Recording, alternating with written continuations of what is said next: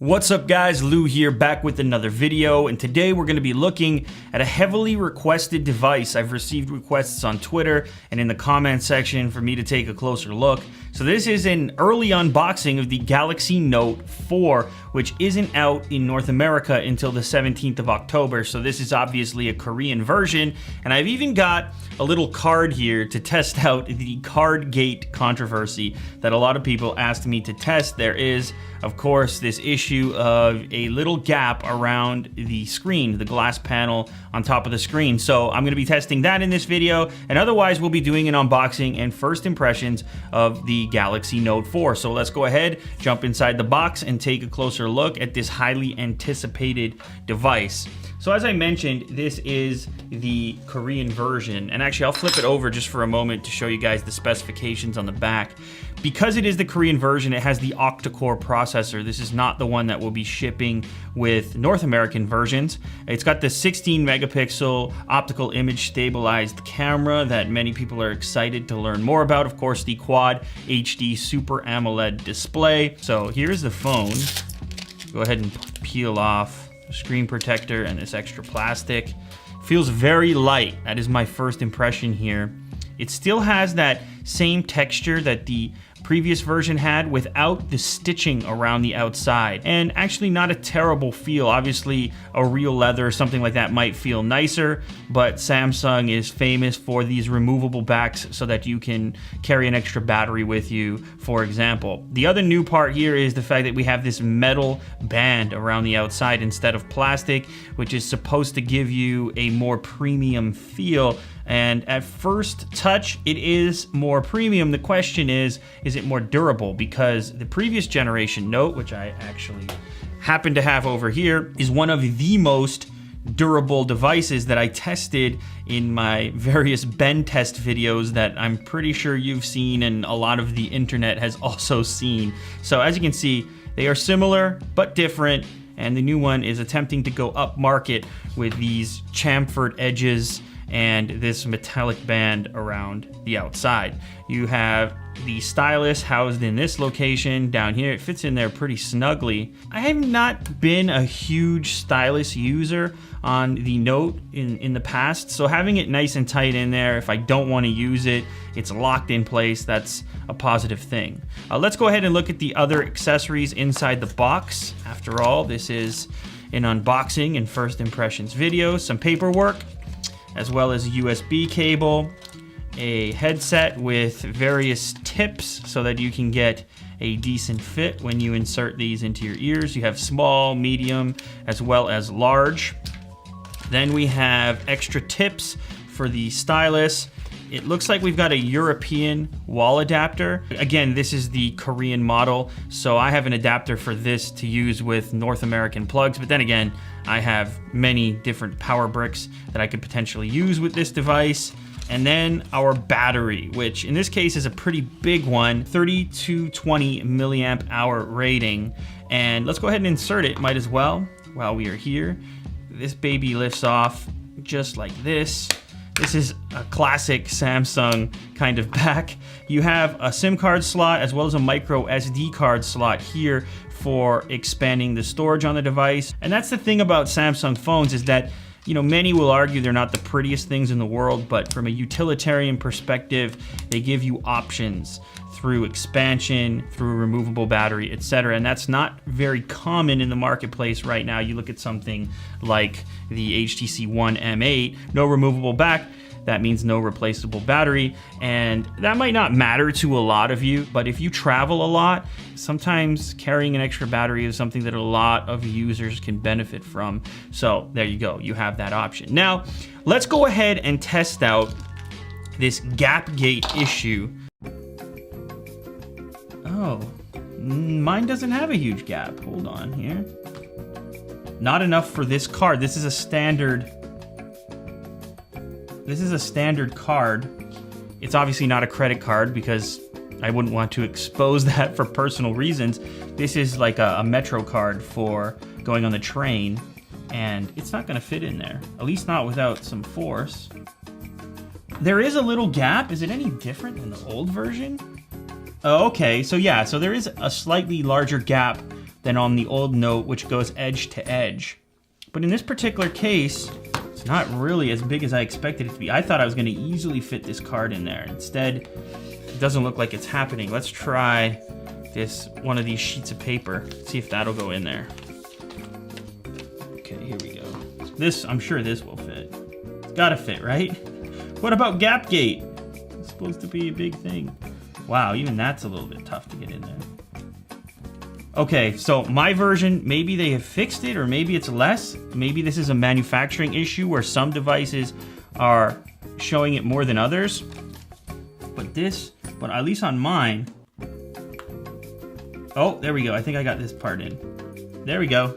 All right, I was able to get it in. So we have a little gap there.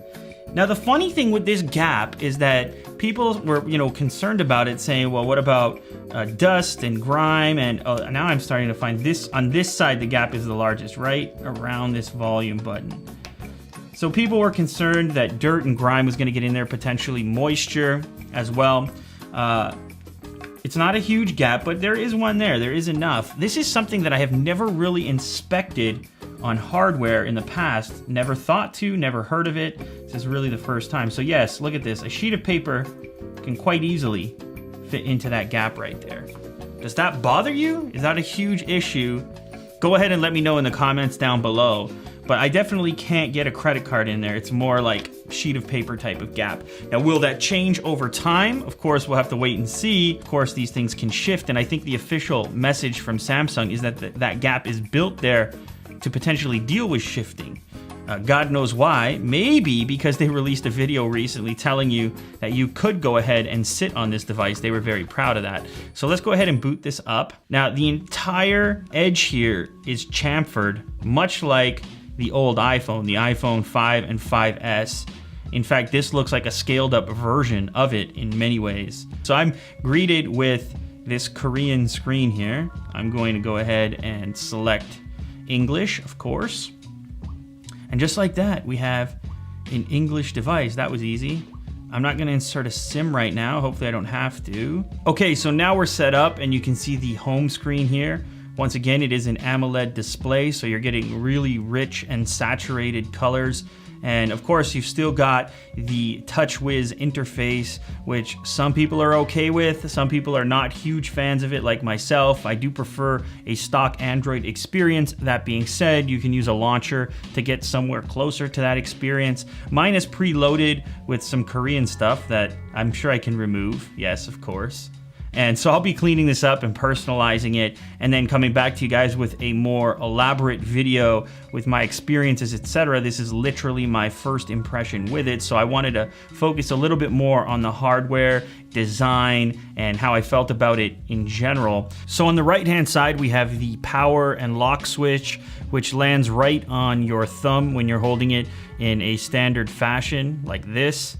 And as we move around to the bottom, you have the location of your stylus, as well as the USB port. You can see some minor breaks in the external sort of chassis to deal with the antenna. On the left-hand side, you have your volume rocker, which is much clickier than it used to be, a little bit more satisfying. And then on the top of the device is where you're gonna find your headphone jack. On the back is the home of this new 16 megapixel camera. You can see the flash below there. Down here we have the speaker, which is in a new location compared with the old Note, the Note 3, and it has that kind of slight raise to it so that if you place it flat on a table, there should still be a little bit of room for sound to bleed out. This is the black version of the device. It's also available in white, and there's even one with a slight pink tone to it for individuals who are into that kind of flair. At the top, you have your earpiece as well as some sensors and the forward-facing camera, which has also been improved from the previous generation. Anyway, guys, there you have it. A quick look at the physical changes and design cues of the brand new Galaxy Note, the Note 4. Is the card gate thing an actual issue where you can slide something into the chassis in between the metal band and the glass screen? I have no idea. I don't know how that would impact or affect you. Maybe I'll need to do some tests with moisture or dirt to see if it actually gets in there. I can get a sheet of paper in there, as you can see right here, but I'm incapable of getting a full credit card sized card in there. So I don't know. I think this is going to be a manufacturing thing where some people could potentially see a bigger gap than other individuals. The other thing is, I know a lot of you are going to ask me to bend test this Note 4. I want to use it first, much like I did with the iPhone 6 Plus. Use the camera, do some various tests, potentially benchmarks, etc. So there's a lot to do with this phone before I start bending it, because my past history with bends has resulted in some pretty gruesome affairs, much like this right here. Yeah. That's the iPhone 6 Plus. So anyways, I don't expect this one to bend quite as easily if it's anything like the previous generation Note, which if you haven't seen that bend test video, go check it out because it holds up quite well. In fact, even in the Consumer Reports test, this old Note is capable of 150 pounds of force, whereas the iPhone 6, for example, is around 70, I believe. So these have a history of being fairly durable devices, but will this metal band around the outside be as durable as the plastic, which can lose its shape and then come back thanks to that magnesium chassis that's on the inside underneath all of that plastic? So anyways, many things to think about. I'm sure I will have plenty of questions on Twitter. If you're not a subscriber, go ahead and become one, because lots of coverage coming up on this Note 4, including a more in-depth look as I get to use it more. This was strictly an unboxing and first impressions, and leave a thumbs up down below if you eventually want to see the aforementioned bend test of the Note 4 before it even launches here in North America. All right, guys, thanks as always for watching, and I'll catch you on the next episode. Later.